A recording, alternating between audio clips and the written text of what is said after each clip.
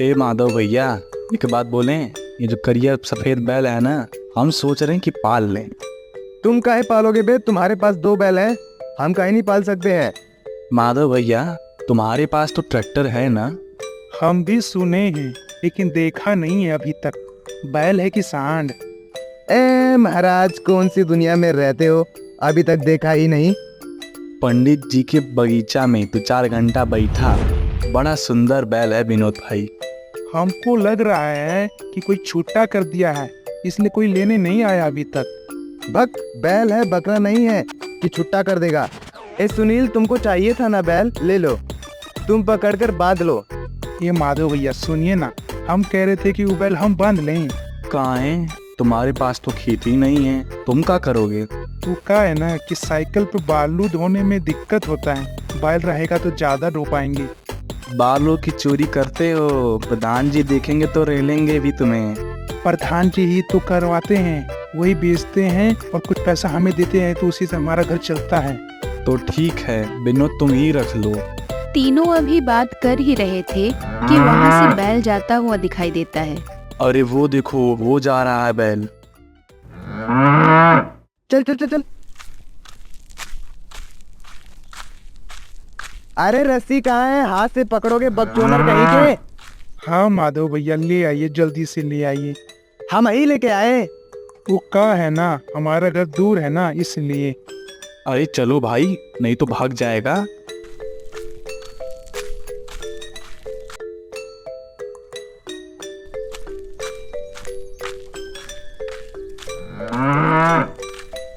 घेर घेर घेर, आओ आओ आओ आओ, घेर घेर आओ। ए विनोद, रस्सी डाल बे।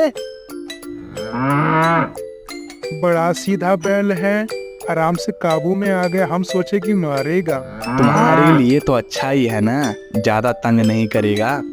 मुझे छोड़ दो। आप सब कौन हो और मुझे क्यों पकड़ रहे हो? अरे मुरे मैया, ये तो बैल बोल रहा है माधव भाई। हम कह रहे थे ना, कोई जादू टोना करके छोड़ दिया है, इसलिए कोई पाल नहीं रहा था। मुझे छोड़ दो, मैं भी तुम्हारी तरह ही इंसान था। मुझे श्राप लगा है तो मैं बैल बन गया। श्राप किसने दिया तुम्हें?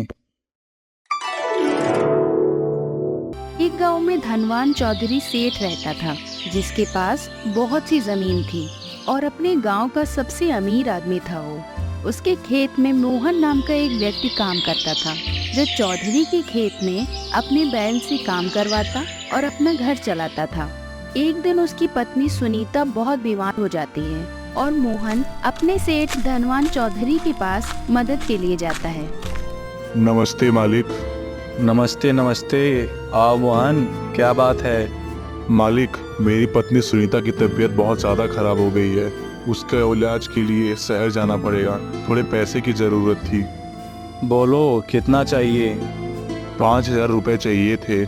अरे इतने से क्या होगा, ये लो 10,000 रुपये, अच्छे से इलाज कराना।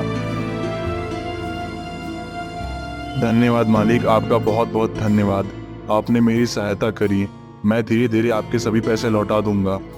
चौधरी एक कागज निकालता है और मोहन से कहता है कि कोई बात नहीं, इस कागज पर अंगूठा लगा दो।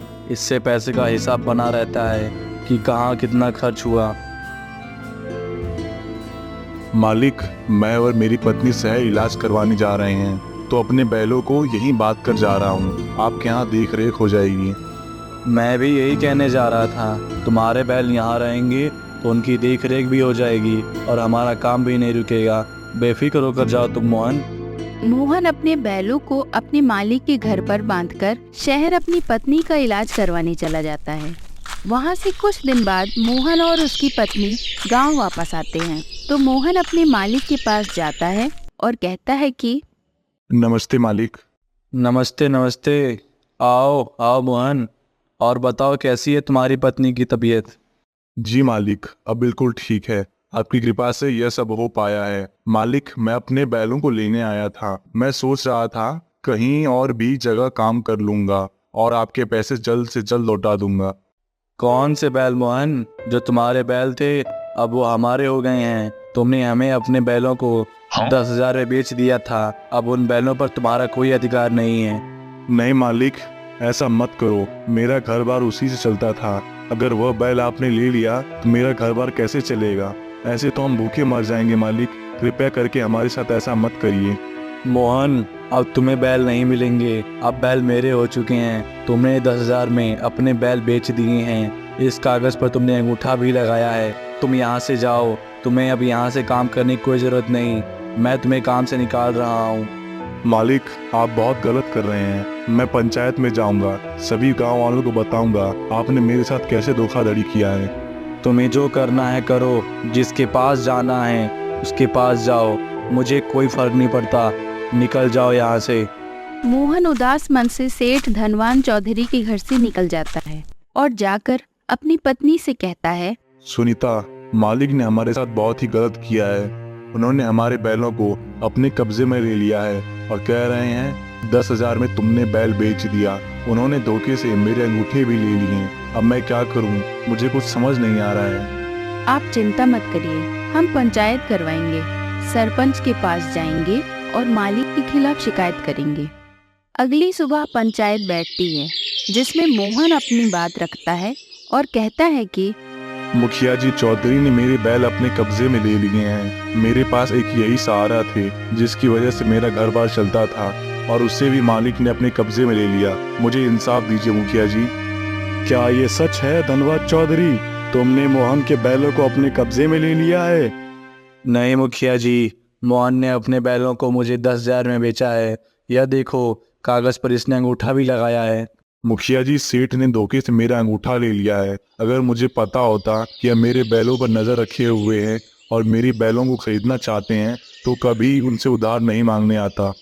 मुखिया और सभी पंच थोड़ी देर सोचते हैं और फिर कहते हैं, देखो मोहन, कानून कायदे में देखा जाए उसके पास सबूत भी है कि तुमने अपना अंगूठा लगाया है और तुमने अपने बैलों को बेचा है। सारा पक्ष सेठ धनबाद की तरफ की जा रहा है। नहीं मुखिया जी, ऐसा मत करिए, हम भूखे मर जाएंगे। एक पंचायत ही तो सहारा था जिससे मुझे इंसाफ मिल सकता था। देखो मोहन, इसमें हम कुछ नहीं कर सकते। अगर कोई तुम्हारे अलावा किसी ने देखा हो कि तुम्हारे साथ इसने धोखा किया है तो हम उसकी बात सुनकर तुम्हारे पक्ष में इंसाफ कर सकते हैं। अब हम कुछ नहीं कर सकते मोहन, क्योंकि सारे सबूत चौधरी के ही पक्ष में आ रहे हैं। मुखिया अपना परिणाम सुनाने जा ही रहा था कि तभी एक आवाज आती है, रुकिए मुखिया जी। सभी लोग आवाज वाली दिशा की ओर देखते हैं और हैरान हो जाते हैं। मैंने देखा है कि कैसे धनवान चौधरी ने मोहन के साथ धोखा किया है। परमिला, तुम यहाँ और ये क्या कहना चाहती हो? आप चुप रहिए, आप जैसे इंसान से मैं बात नहीं करना चाहती। तुमने बहुत 2 नंबर का काम किया है, लेकिन मैंने कभी नहीं बोला। पर अगर एक गरीब के साथ तुम धोखा करोगे तो चुप नहीं बैठूंगी मैं। आओ चौधराइन, क्या बताना चाहती हो? मुखिया जी, मोहन अपनी पत्नी के इलाज के लिए चौधरी जी से 5,000 रुपए मांग कर आया था, लेकिन इन्होंने उसे ज्यादा पैसे देकर उसकी मदद करने का ढोंग किया और उसकी मासूमियत का फायदा उठाकर कागज पर अंगूठा ले लिया और इसके बैल को जब्त कर लिया। सेठ की पत्नी प्रमिला की बात सुन मुखिया कहते हैं कि सब कुछ आईने की तरह साफ हो गया है कि धनवान चौधरी ने मोहन के साथ धोखा किया है। तो ग्राम पंचायत ने ये फैसला लिया है कि सेठ को मोहन के बैल वापस करना होगा और मोहन सेठ के सभी धीरे धीरे पैसे लौटा देगा। पंचायत खत्म हो जाती है और सभी लोग अपने घर चले जाते हैं। मोहन को उसके बैल मिल जाते हैं और वह खुशी खुशी अपने घर चला जाता है। लेकिन सेठ गुस्से से भरा हुआ था। वह कहता है कि इतनी आसानी से मैं हार नहीं मान सकता।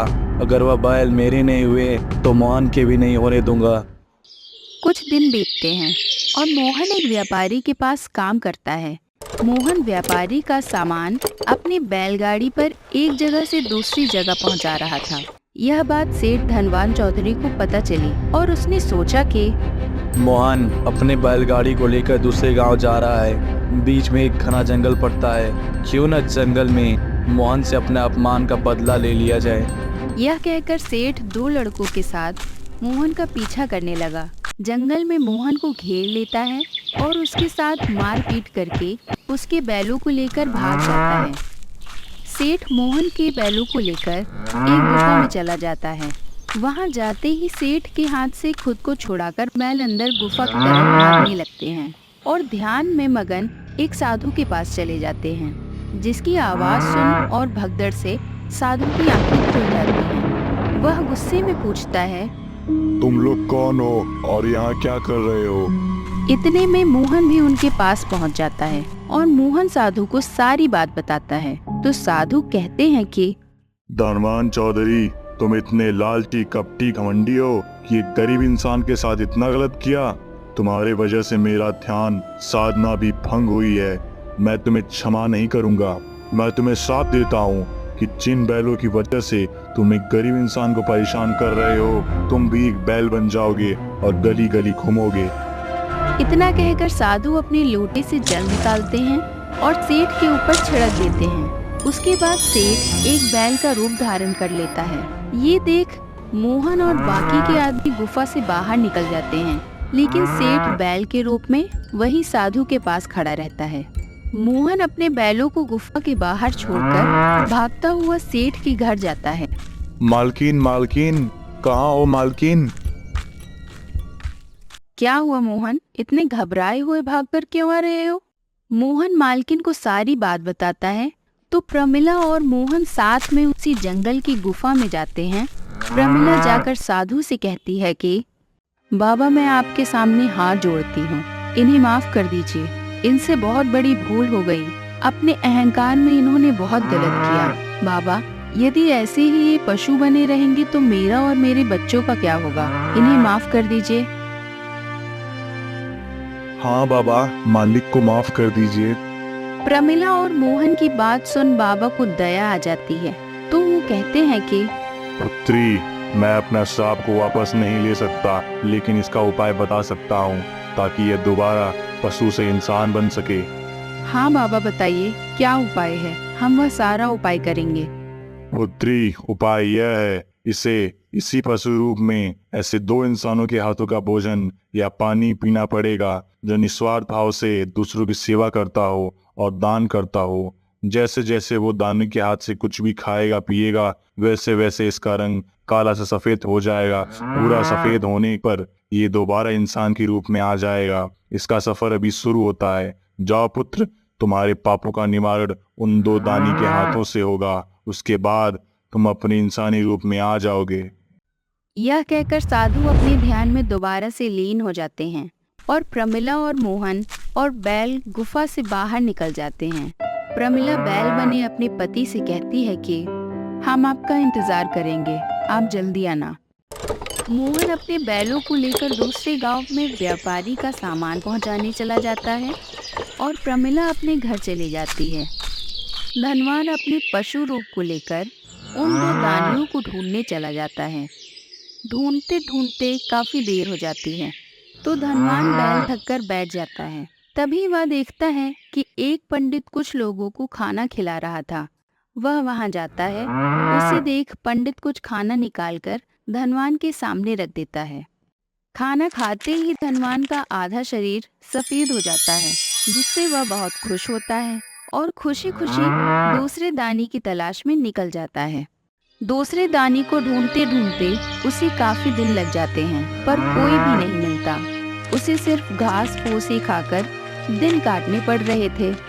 एक दिन वह देखता है कि एक अमीर आदमी गरीब लोगों को खाना खिला रहा था, तो वह खुश होकर उसके पास जाता है और खड़ा हो जाता है। तभी वह अमीर आदमी आता है और अपने हाथों से धनवान को खाना खिलाता है। खाना खाने के बाद भी धनवान का रंग नहीं बदलता है, तो वह उदास हो जाता है और फिर उसी साधु के पास इस सवाल का जवाब लेने जाता है। तो साधु कहते हैं कि पुत्र, पहले जिस पंडित के पास तुमने खाना खाया था उसके पास ज्यादा कुछ नहीं था। जो वह खाता है वही लोगों को खिलाता है, अपना हिस्सा लोगों को खिला देता है, तो वह एक निस्वार्थ दान हुआ। लेकिन जिस अमीर इंसान के पास तुमने खाना खाया वह अभी तुम्हारी तरह है, जो लोगों की नज़र में खुद को दानी बनने का दिखावा है। वहीं वो 2 नंबर का काम करके पैसा कमाता है। वह चाहे कितना भी गरीब हो खाना खिला ले, लेकिन उसका कर्म उसे कपटी और लालची ही बनाएगा। जाओ पुत्र, तुम्हें जरूर एक दानी मिलेगा जिसके हाथ का खाना पानी ग्रहण करके तुम दोबारा इंसानी रूप ले पाओगे। तुम दक्षिण दिशा में चलते जाना, वहाँ तुम्हें जरूर एक दानी मिलेगा। सेठ बाबा से आज्ञा लेकर दक्षिण की ओर निकल जाता है और चलते चलते काफी दिन बीत जाते हैं, लेकिन कोई नहीं मिलता। फिर वह एक गांव में पहुंचता है। मैं वही सेठ हूँ जिसे श्राप लगा था और तुम्हारे गांव में आकर उसी दानी की तलाश कर रहा हूँ, लेकिन आप लोगों ने मुझे पकड़ लिया है। माधव भैया, ये तो गजब हो गया। अब क्या किया जाए? हमको लगता है इनकी सहायता करनी पड़ेगी। भैया, अपने गांव में इतना बड़ा दानी कौन है जो इनको श्राप से मुक्त करवा देगा?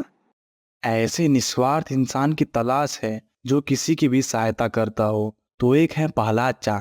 उनके बेटे की मृत्यु पानी की वजह से हो गई थी, तो वह गांव के बाहर ही धूप में आते जाते लोगों को पानी पिलाते हैं ताकि कोई भी पानी के प्यास के कारण किसी की मृत्यु ना हो। उनसे अच्छा तो कोई दानी मेरी नज़र में आ ही नहीं रहा है भैया। आप वहां जाकर एक बार उनके हाथ का पानी पी के देखो। बैल उनकी बात सुनकर गांव के बाहर उस चाचा के पास चला जाता है जो लोगों को पानी पिलाते थे। वह वहां जाता और खड़ा हो जाता। चाचा बैल को देखते और एक पास में रखे हुए मटके में उसके लिए पानी रख देते।